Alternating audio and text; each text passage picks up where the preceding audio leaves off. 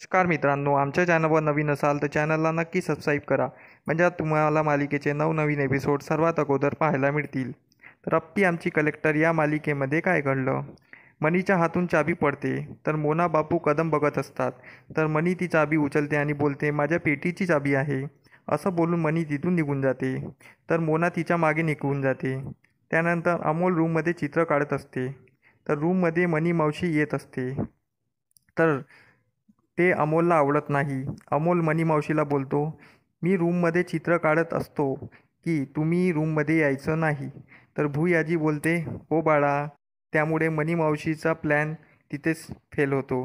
तर मनी मावशी मनातल्या मनात बोलते, हे लेकरू खूप मुजोर आहे.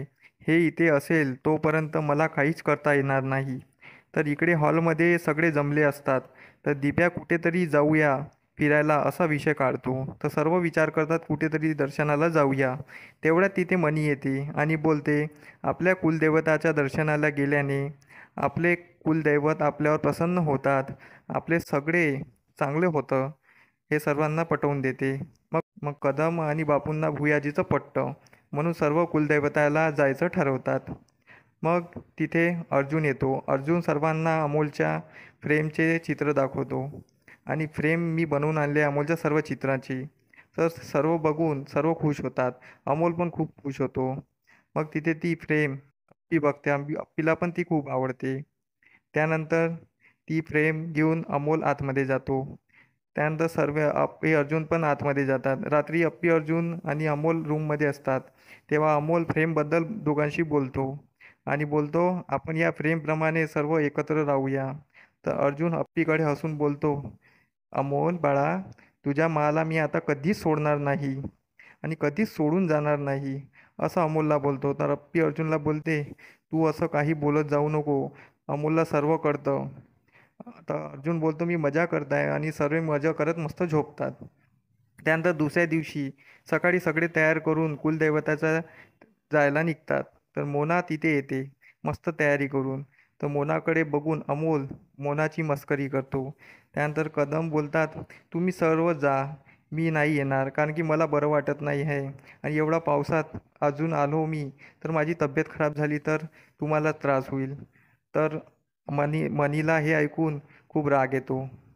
एवढं मी सर्वांना कुलदैवताला पाठवायचा घाट घातला, पण हा म्हातारा इथेच थांबतो, असं म्हणत मनी मनातल्या मनात चिडते. तर इकडे अमोल कदमांना खूप चला ना आजोबा बोलतो. मग सगळे त्याला समजवतात आणि सगळे कुलदैवताला निघतात.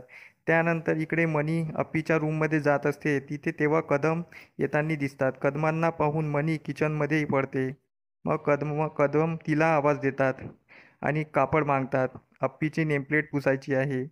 तर मग मनी कापड आणून देते आणि कदमांना बोलते, तुमची रूम साफ करून देऊ का? कदम बोलतात, नाही, काही गरज नाही आहे. मी माझी रूम स्वतः साफ करत असतो. तर मग मनी बोलते, अप्पी मॅडमची रूम साफ करून देते. तर कदम बोलतात, नाही, कोणाची रूम साफ करू नका. तुम्ही जे काम करायचं आहे ते काम करा.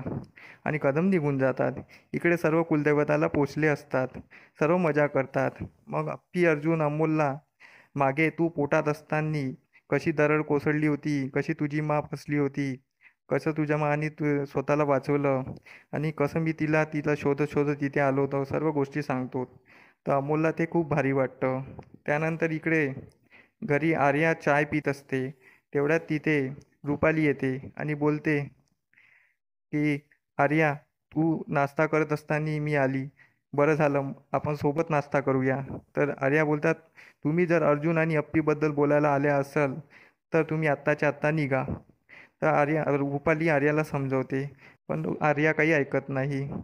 तर रुपाली आर्याला बोलते, तुझं आणि भाऊजीचं लग्न मी लावून दिल्याशिवाय राहणार नाही, असं बोलून रुपाली तिथून निघून जाते. आर्या मनातल्या मनात बोलते, तुम्ही अप्पी आणि अर्जुनला वेगळं केलं तर माझ्यासाठी चांगलंच आहे.